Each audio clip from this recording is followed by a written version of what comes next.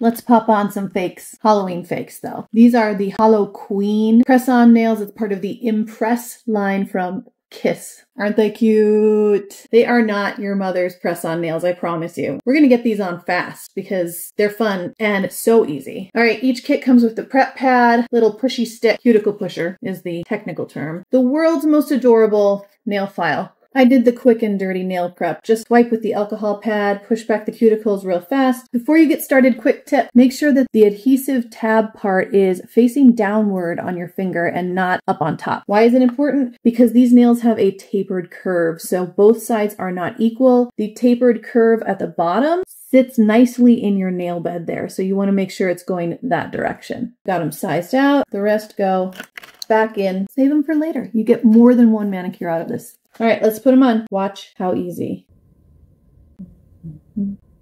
Peel the tab off and press it down. It's so easy. How fun is that?